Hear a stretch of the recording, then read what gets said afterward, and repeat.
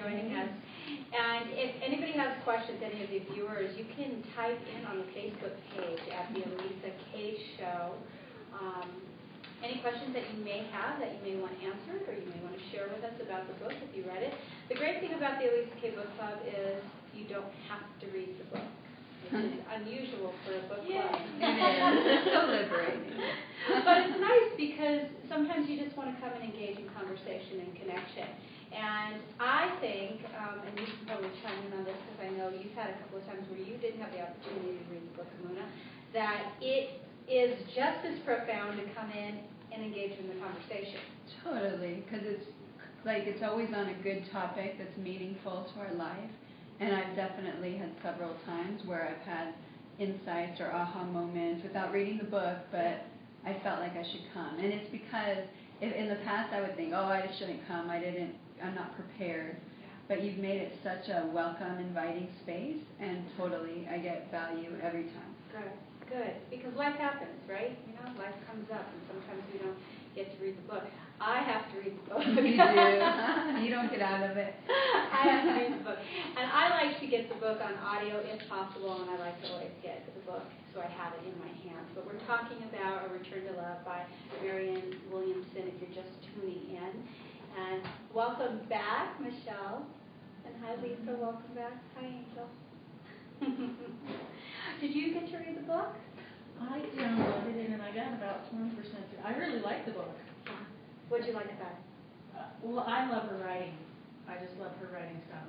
She writes and I'm like, oh, it's okay to feel that way. Thank you. She's very validating to me. And she hit a lot of little triggers for me, just being in recovery and the stuff she wrote about surrendering to God. I liked her concept about the spoke, the wheel.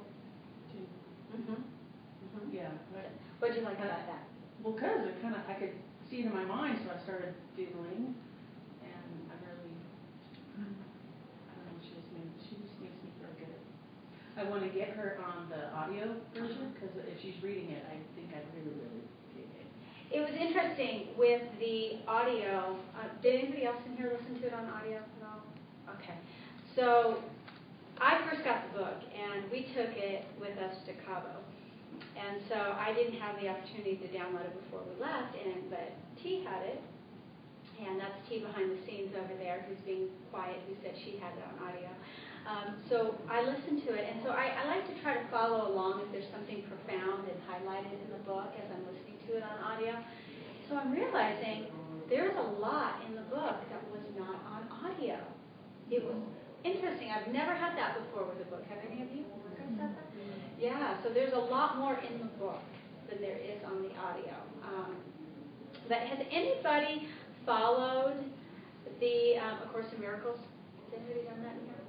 Well, there's another book that I was reading, and it kept referencing that same book. And I went into Barnes & Noble one day to get a book that a couple book clubs ago that was hard to find. So I had to go to a couple of them, and that book was in the entryway when you first walk in. Okay. And it was like $5, and I was like, I should have bought it because it's like in their bargain rack. Yeah. Like, oh my God! And then when I started reading this, I was like, God, I should have read that. Yeah, I should have got it. So for those of you who don't know, A Course in Miracles it guides you through every day of the year. Okay, through different courses, and they really encourage you on that, not to go ahead for some of us who are like overzealous. I get through in 6 months, which would be me, which I'm thinking, okay, so if there is 365 days in a year, I could do 2 a day and break it down in 6 months. Overachiever, hello. And then as I read on, it says, they really urge you not to do that. But that is really what A Return to Love is based on, is on A Course in Miracles. And I'm a huge fan of Marianne Williamson, but for a long time I was a little bit in resistance to A Course in Miracles because it referenced to God so much. Anybody else have that experience? Yeah. Tell me, Marcy, what was your experience with that? It wasn't with A Course in Miracles. It was with this book in particular. Okay. Yeah. That I don't know. I felt there was just too much God, Jesus, Holy Spirit, that kind of thing. I guess I've gotten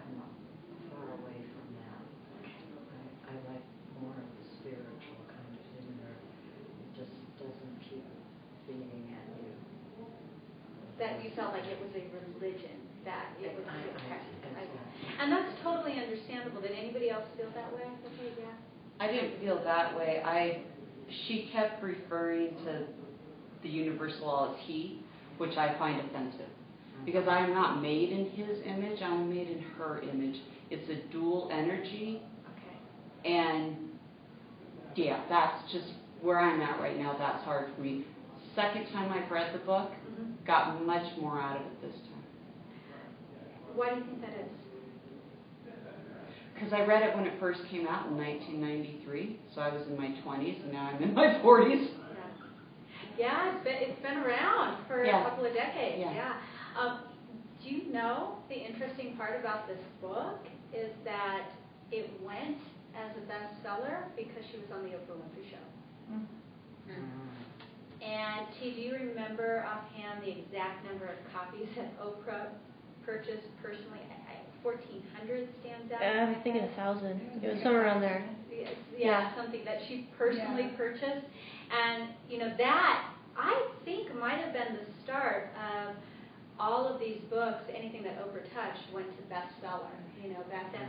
But, she is so grateful to They Oprah. just showed that, too, on one of her Oprah shows. Like, she did a whole thing showing how Marianne Williamson, like, she segmented her and showed teachings from all her different shows and talked about how when she first set it up, because it was one of her Soul Sundays, I think, because Marianne Williamson is so soulful and so connected, and she saw how she's followed her over all these years.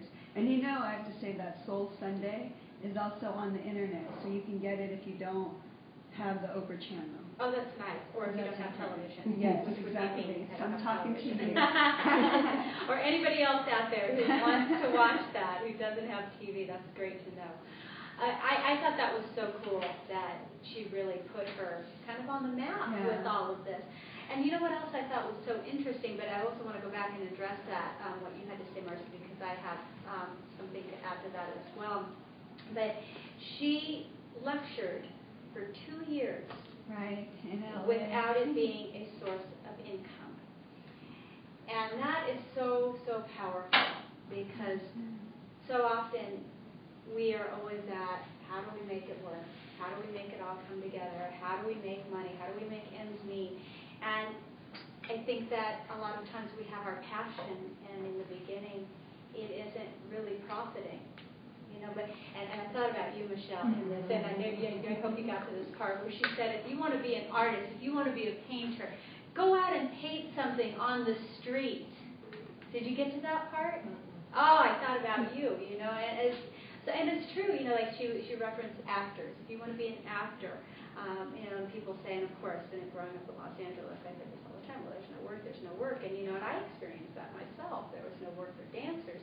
However, if I wanted to dance, I danced, and I made an energy around that created a space to develop projects from that, because it was my passion. But often we get into that space of how do we make money, and we get stuck with that, and then we don't do anything. We just sit, and then we wait till somebody discovers us, or the perfect opportunity comes along. You want to be an actress, well, I'm away. Somebody's going to discover me. You sit in a coffee shop and be discovered like Marilyn Monroe. You can wait. 20, 30, 40 years pass, and you're still waiting with your cup of coffee. So I like that you said get out there and create from there. So I got that.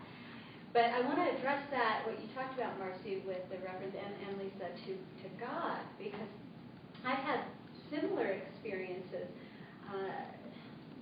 And I kind of wrote about it today. I grew up, my mother was Catholic, not really loving the Catholic Church. I think you and I have talked about that before, all the repercussions from that. However, she baptized me in the Catholic Church because she wanted me to be protected. That was her whole idea. Now, of course, I went to church as a child with my grandmother, and anybody who's gone and sat through Catholic service, I don't know how it was for any of you if you have, but it was like ants crawling on me. It felt like it took forever. I'm little at the time. So I didn't really have a great experience introducing me into religion. And of course, as a child, I was very confused about it. So I had a little resistance for years around religion. However, went through my own findings, went through several different denominations and experienced what that was for me, and really became into my own in that spiritual realm that I think that you're speaking of, Lisa. Yet still have my faith in God. However, some books that we've read really reference just bringing home God a lot, and I found myself in resistance to that often, feeling that not God, in a sense, as an entity, I guess, per se, but as somebody trying to get me to believe their beliefs. Did you experience that? Mhm. Okay. Yeah. Yeah. And I didn't have that experience with this for some reason, even though there was a lot of references. When I first started reading it, though, the first few pages, I thought, this is different. You know, I really love her writing style, as Michelle does as well, and I wasn't sure where it was going to go. I did get over it, though. You did? Why? Well, I knew that she had something to say, Okay. and so I wanted to get over it, and I wanted to go to the meat of what she was writing, and I thought her words about love were just wonderful. If everyone loved, there would be, everyone would have enough to eat, there would be no wars, you know, that whole page that she wrote about that, I thought that was just so beautiful. And the one about forgiveness, I thought was great. And even when she went into miracles, because sometimes it's hard to believe about miracles, but the way that she writes, she just has a wonderful way of writing. I really love the way she wrote. And also, living in the now, she went into that again, and I always have to remember that. And she just writes beautifully. So I did enjoy her writing. So, about what point in the book did you get past? Well, it was probably, I read about, I was in the miracles chapter, so I think after the first chapter, I settled down. Yeah. Because I wanted to. Because you wanted to. That's a good point. Well, Yeah. if we want to do something, then we create a space to do it, don't we? Yeah. But it's also, I used to be very particular about that, I would say, I guess, or triggered by that. But then I started to see that that's just a name that a lot of people, that's just a name for them, but it means universal love. It means everything. It means all. And as I started to feel that, and I think with Marianne Williamson, she's a good example because you feel it in her writing, like she's transmitting truth. And that is everything. But I have had certain teachers or people, and even myself, I like the word God, but it doesn't mean big man in the sky who's like judging me and calculating. God to me means everything, and like it's such a beautiful word to me. But it has, a lot of other people would hear that word and think of the religion, but I think, yeah, for me now it means everything. That's a better way to look at it. Well, and I think when you said referencing to love, my thought was, isn't that what God really is? Isn't God love? But it depends on our upbringing, you know, what we've been exposed to, and different religions have different teachings, and I think that one thing you can come back to, though, is that I think that the people who follow them are looking for the same principle of connection and love. I think that and their dedication. I remember going to Israel, and I was with all these Orthodox girls, and they were studying so hard and wanted to get everything right. And I was like, wow. I was just in awe of how much they wanted God, that they would do all of these things. Now, I don't believe they have to do all those things to get to God, but their willingness to, and a lot of religious people, that they'll do all of these things to get to this place is amazing. the dedication. Yeah, their dedication. And that's often what people are looking for, some kind of dedication, some form of guidance to follow because they are so lost and they don't have the structure that they're looking for. And so oftentimes religious beliefs will give them that. I hear it all the time that people go back to their church and they find that and they feel that they have that structure that they needed. There was a part in the book about her becoming sick. Did you guys get to that? And she was really bad cold, and she's in a bar, and I can't remember if it was a hot toddy that she was... She was trying to make a hot toddy with milk and brandy. And it just wasn't working out for her, and this man is in there, and he's watching her, and he kind of approaches her, and I think she's a little freaked out at first with it, I know a lot of us have been when we come encounter with a strange person, and it's a male, thinking they might want something else. And he ends up taking her over to the local drugstore next door, and he ends up being a doctor.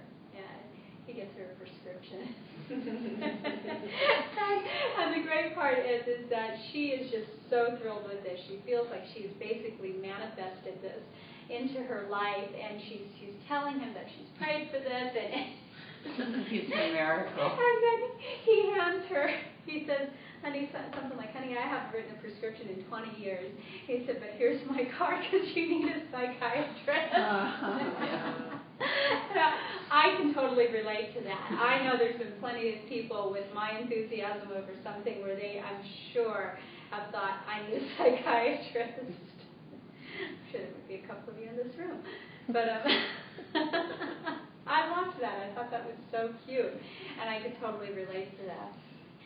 The one thing that I really get from her, and if you guys are just tuning in right now, we're talking about A Return to Love by Marianne Williamson, is her writing style in the sense that she puts herself into the story. So she can be writing about a situation and then she references it back to herself. And that resonates with me because that's what I like to do when I write, to connect myself instead of telling a story as a quote-unquote authority on the story, sharing yourself and what your experience has been. And so that connects me. Does anybody else have that experience with her writing style? Lisa, you do? Mm-hmm. Yeah. I mean, I like that she said that we're always connected to anybody who ever came into your life. It never ends. Because we're all part of the same body of Christ. But not Christ as in the Catholic Church or the other Western religions uses Christ, but the Christ mind. And that our thoughts always need to be positive towards one another, especially women. Because when you think negative about women, it's hurting us all.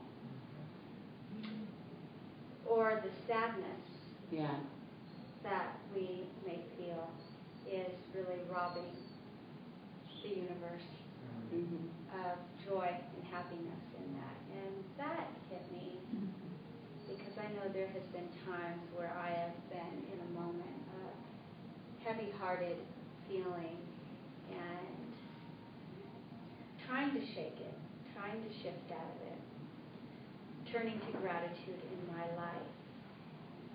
Yet, there's been a part of me that knows I created my life.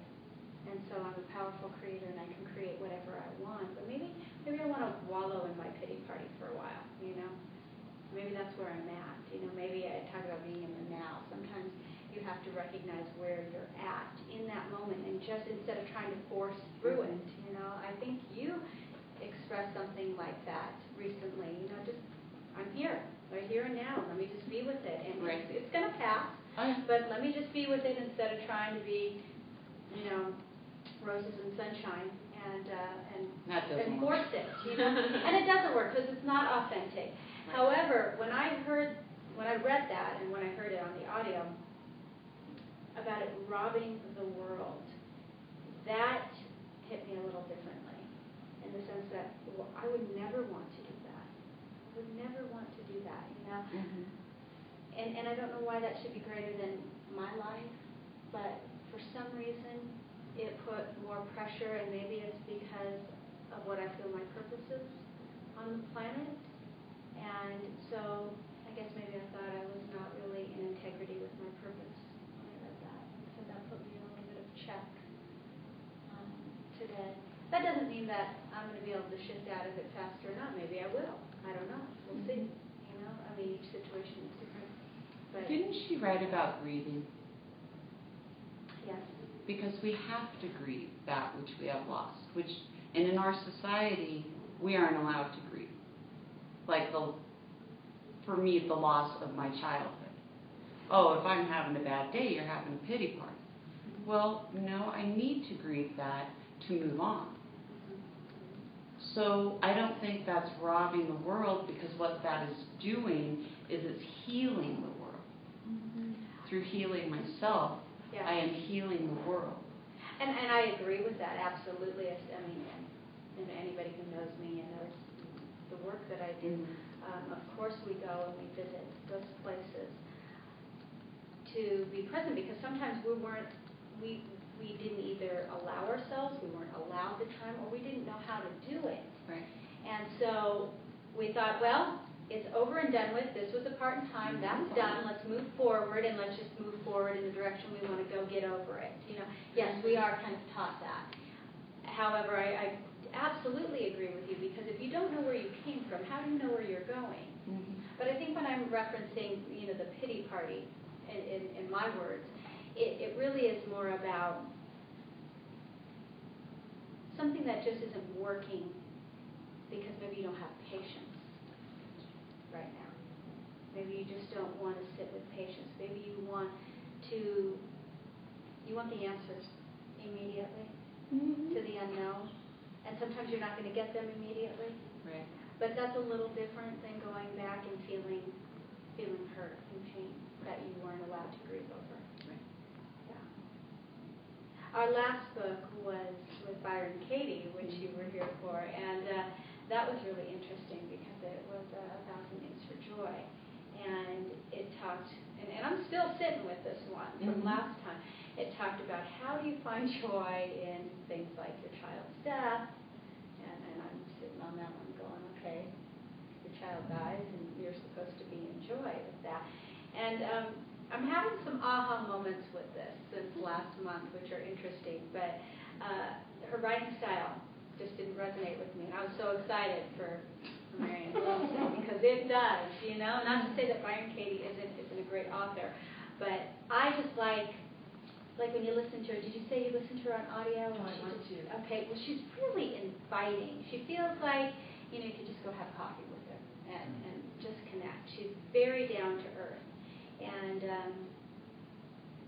a matter of fact, and she talks about how where she was having a moment where she was very frustrated with a woman, and she's getting ready to go up and do a lecture, and she's feeling like she probably shouldn't be doing this lecture because she's not up in spirit and being positive, and so she was really struggling with that.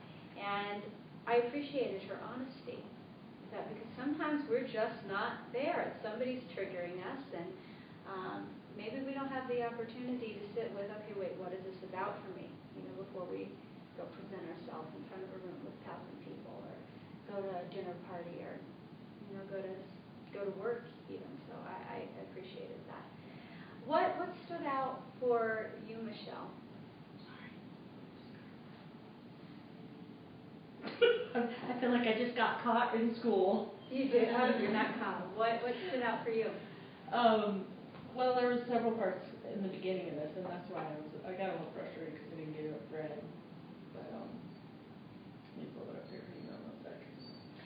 Did you not finish it because you ran out of time, or did you not finish it because you? I kept falling asleep when I was reading her stuff. Well, that's interesting. Well, okay. Hey guys. You know what that is. Sort of, yeah. Sometimes I try to cram too much in. Can I read this little part though? Of course you can. Because when you guys were talking, it came up. It says, internally, the universe supports our survival as well, emotionally and psychologically. the internal equivalent to oxygen. What we need in order to survive is love. Human relationships exist to produce love. When we pollute our relationships with unloving thoughts or destroy or abort them with unloving attitudes, we are threatening our emotional survival. And it's very difficult sometimes to always maintain loving thoughts.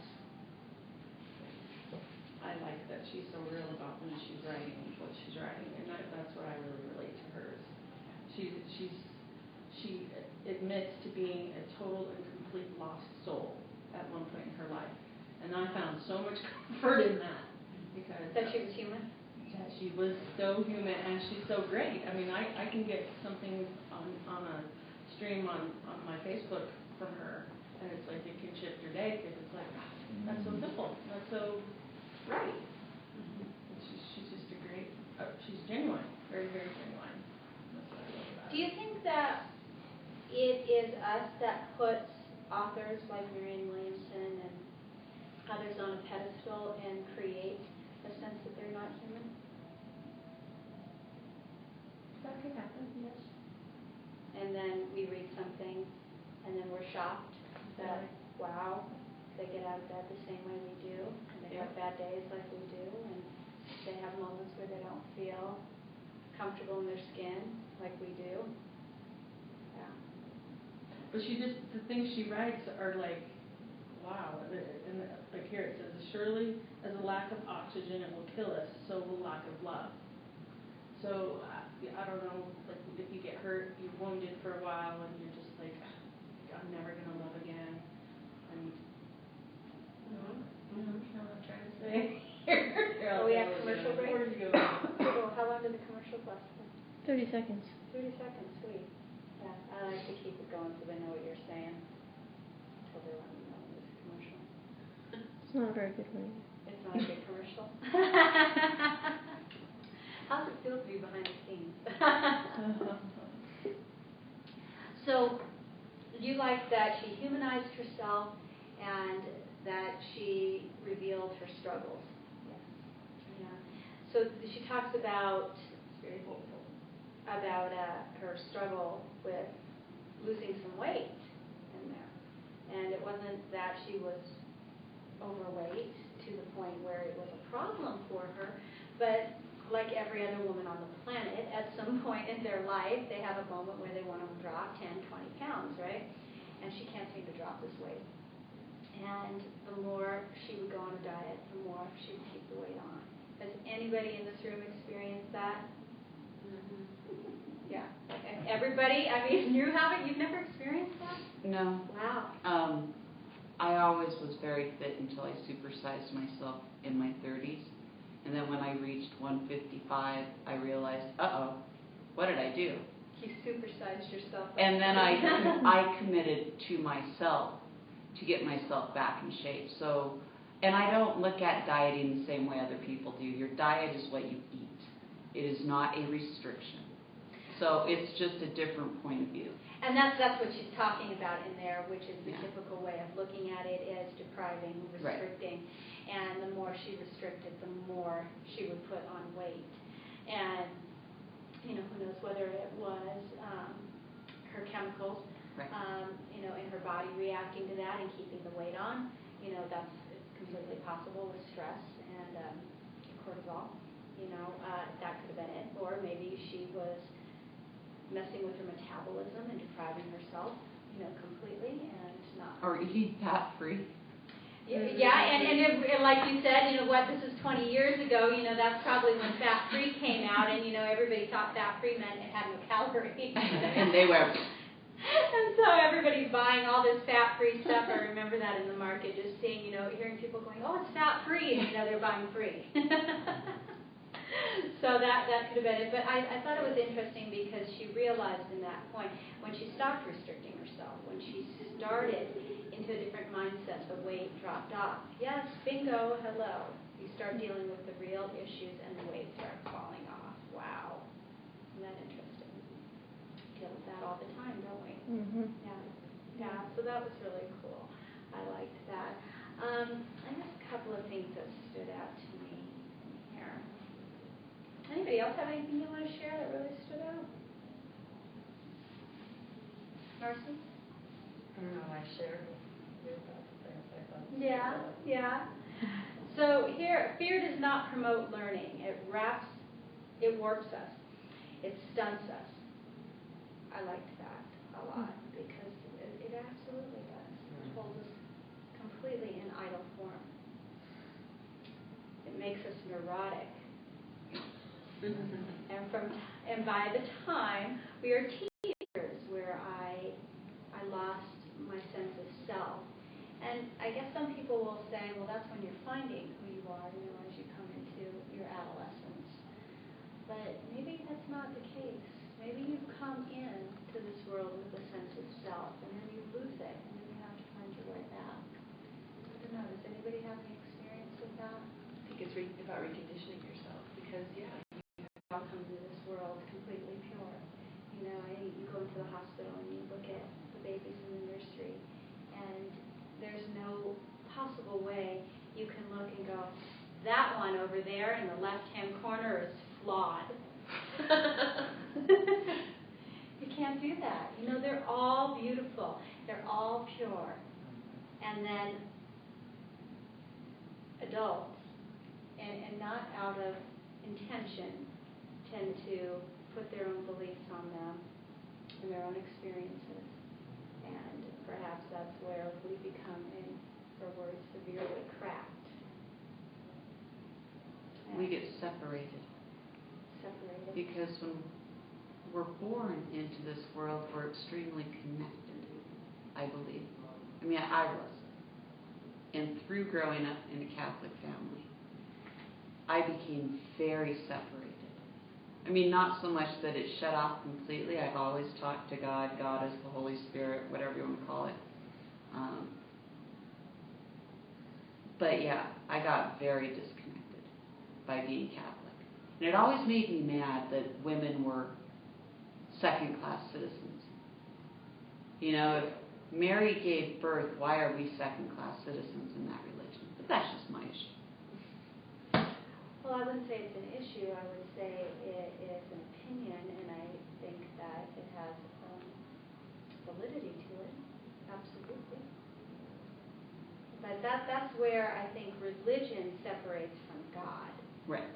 I think that religion in itself has its own interpretation of how it wants to believe the scriptures. And like anything else, it's a book, and every person who reads it is going to have a different experience based on their experiences. So, but you take a religion like the Catholic Church, and I'm just taking that one because we're talking about it, and their experience in how they want to run things and how they see it to be said and fit, and then people believe into that as well, and so I think it can affect us. But that can be with anything in life, even other areas outside of religion. So, thought, let me see, through separate from love is profound. It is our own power turned against ourselves. Oh, I love that, our own power turned against ourselves. That really resonates with me. Who has experienced their own power and turned it against themselves? I'll do that twice. Many times. T, what was your experience with turning your own power against yourself? It shows up in so many different ways. Getting too much in thought with using my power trying to create something can turn into fear, can turn into resistance, can turn into just so many different emotions, overwhelm.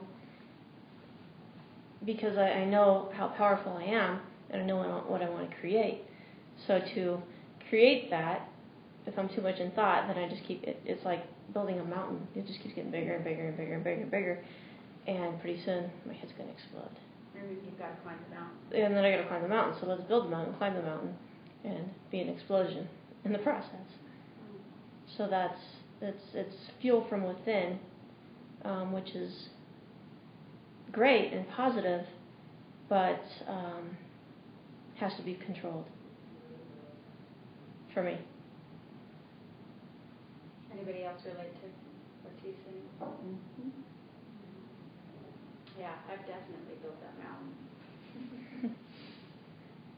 Yeah, and imploded on the mountain. But before I blew up the mountain.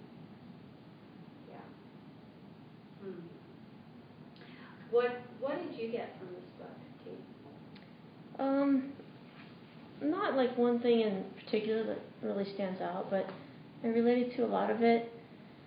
I like the way she teaches. I like that she's real. She doesn't feel overly raw to me.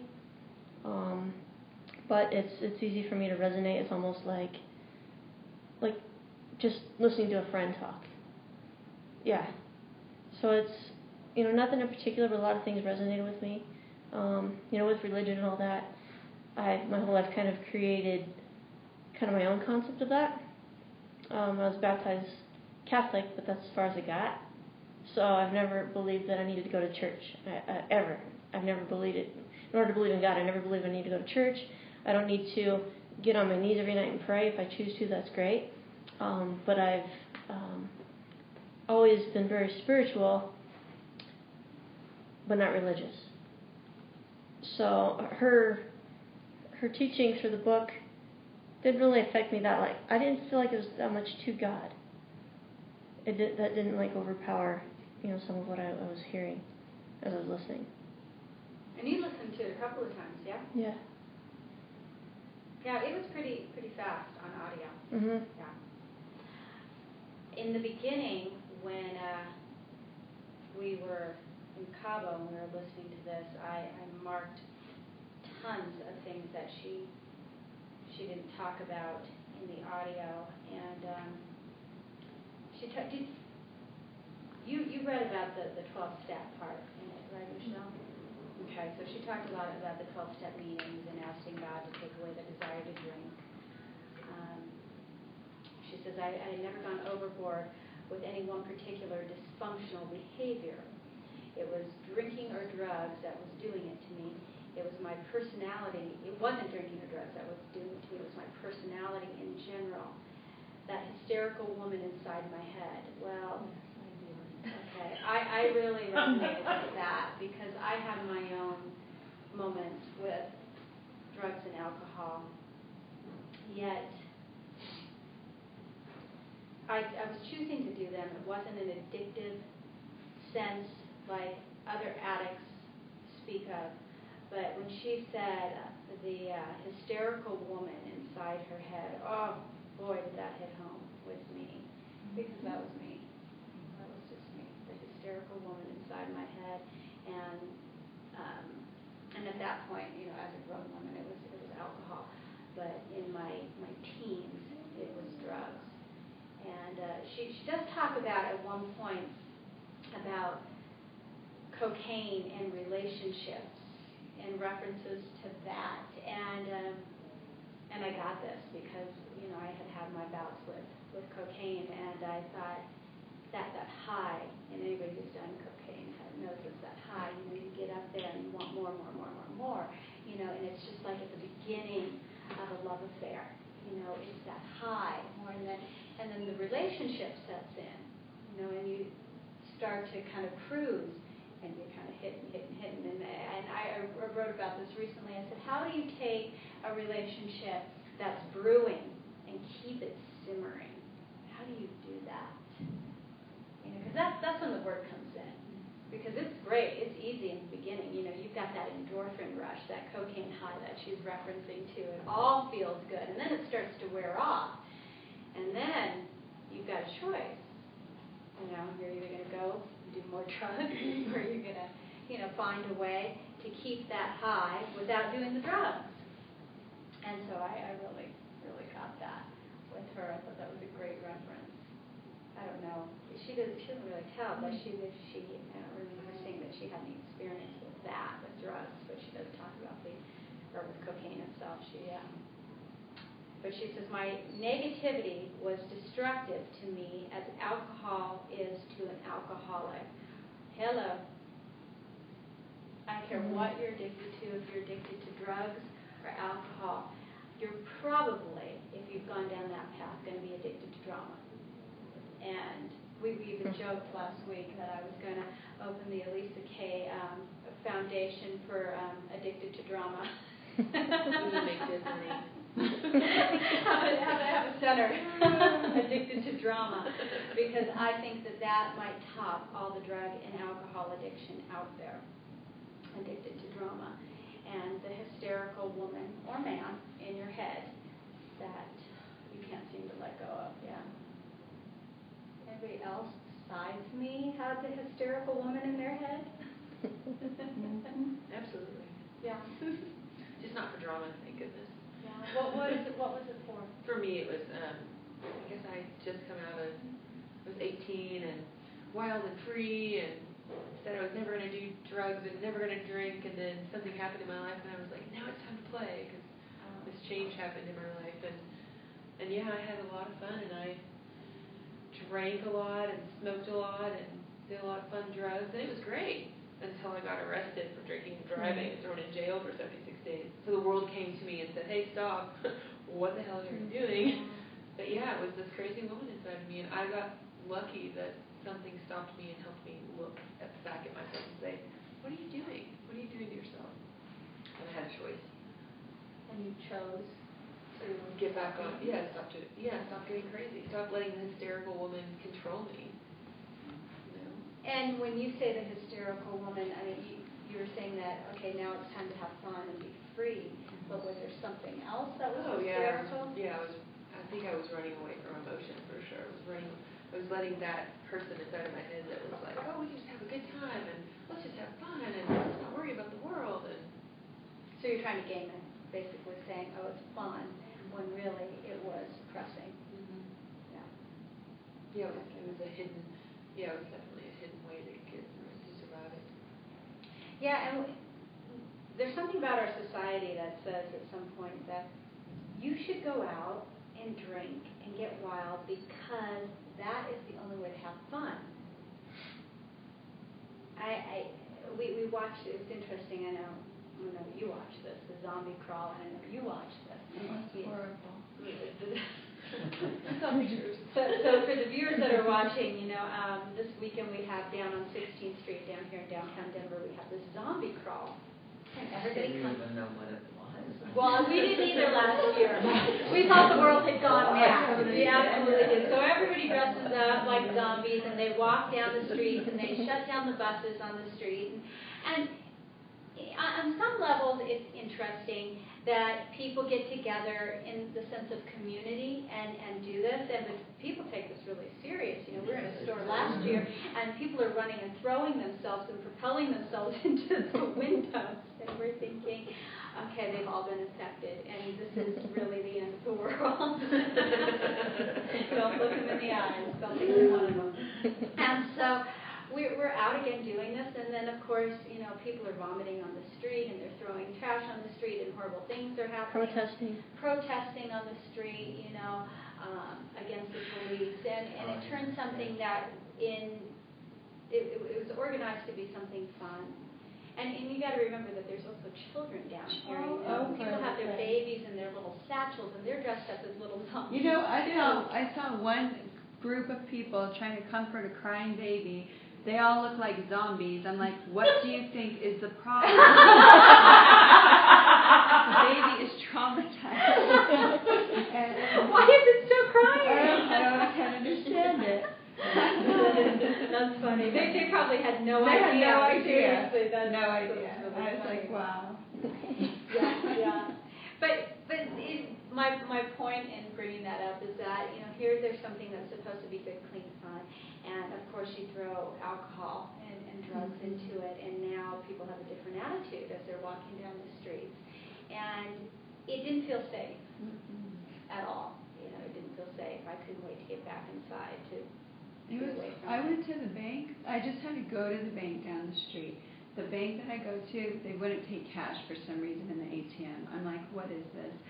I have to walk to the other bank. So I'm like, wow, I'm being forced right now to walk through this mob of people. And I really don't want to, but okay, I'm going to surrender and have this experience because it's what I'm having right now. But it was the longest walk there and back. And like you said, the buses aren't working, nothing's working, so I had to walk through it. And it was just this vibration was so low, and there were times I just felt like people were so unconscious. It was really like zombies are not awake. And it was just this unconscious energy, and I could not wait to get back in here. I was just like, well, I think it's always interesting if you can look at it. We didn't know last year that this was even happening. I thought everybody had gone mad, and so and then after I realized, I was laughing at myself because I thought, really, did I really think this was happening? But in that place of unconsciousness, it gives you the opportunity to look at really what's going on in our world with people, and you get a different perspective of that. And for me, it brings back to, how do I want to show up? How do I want to show up in the world? Because there's a thought process that's going on right now that says everybody's crazy. Everybody is in some kind of despair. They're concerned about their finances. They're concerned about the state of the world. They're concerned about who's going to become president. They're concerned about all these things, and everything is just going to hell in a handbasket. And so for me, I'm watching a lot of people jump on that bandwagon. So who's holding the space? Who's writing books like this? Who's talking about love? Who's talking about God in the sense of us all being one? Because if we've got this large group of zombies, so to speak, over here, and we're all one, we have... There's no separateness, guys, in this. There isn't, we've got the zombies and we've got the conscious ones over here. No, we're all collected and connected, okay? So we're looking at a state of where we're at on some level when we see that. And so as I'm watching this, I'm having a tough time swallowing it, going, wait, there's a part of that in me on some level that I have to recognize. Of course, but it is. It makes me more aware of how important it is, my consciousness, my awareness. What a gift it is. I feel so blessed that I'm connected, that I'm aware, that I have the faith I have, that I'm not sleepwalking. And I've been a sleepwalker in my life, but I'm not currently, and I do, hold that space for people to get it. I'm not willing to stand there and accept that that's okay. It's no, I want more from them. I want them to wake up and be aware. And she talks about that in the book, that, no, it's not saying that these things are okay, but however, it is not putting it into a category of judgment. Right. And so I think that's really important, and I know we used references of the zombie crawl to that, but I think metaphorically, it is an interesting way to look at it. I am so excited to reveal the next book. I'm so excited. And this came to me this week, and I knew it had to be the one. And it's a little different because we're going to talk about moving and shaking. We're going to talk about getting real. And we're going to talk about not placing the blame on what we don't have and creating what we want. And so, we're going to be talking with Stedman Graham on his book, Identity.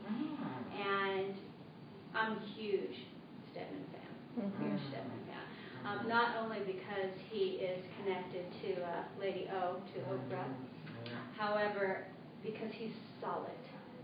He's solid. And let me tell you something. You have got to be solid to stand with Oprah. You've got to be solid. And, he hasn't gotten the recognition I feel that he deserves because he's a quiet man. But if any of you have ever heard him speak, he's got a message and he's solid. And if I can have 30 minutes in a room with him, my life will be forever enhanced by it because he's got something to teach. So I'm super, super excited to read this book, but it's called Identity, The Passport to Your Success.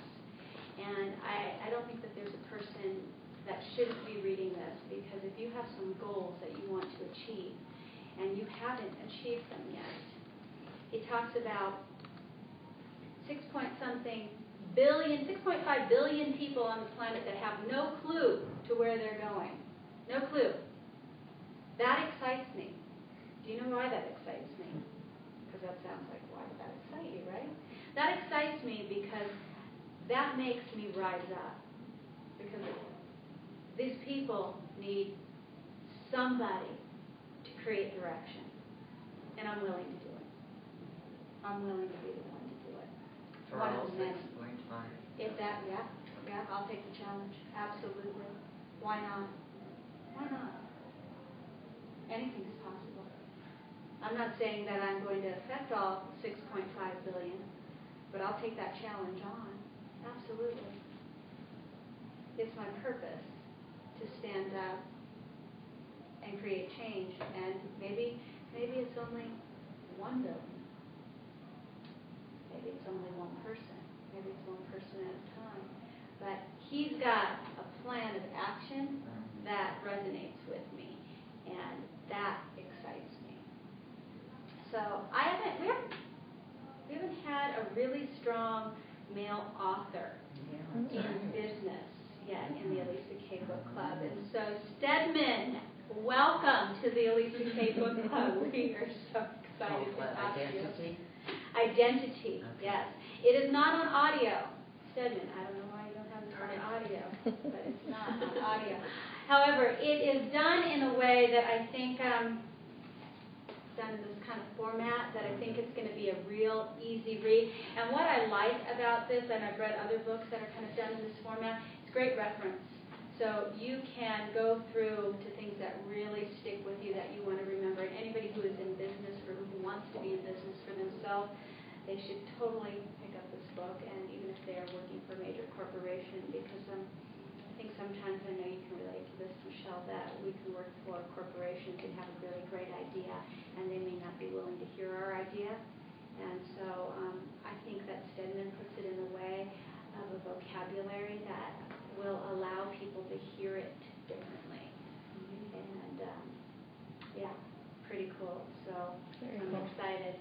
Thank you all for Good coming. choice. Good choice. Thanks. Yeah. Well, it chose me. Mm-hmm. Yeah. It appeared like they all do in front of me, and Good. yeah. So thank you guys for coming. Thank you for sharing yourselves as always, and I can't wait to see you guys next month to hear what you have to say about this book.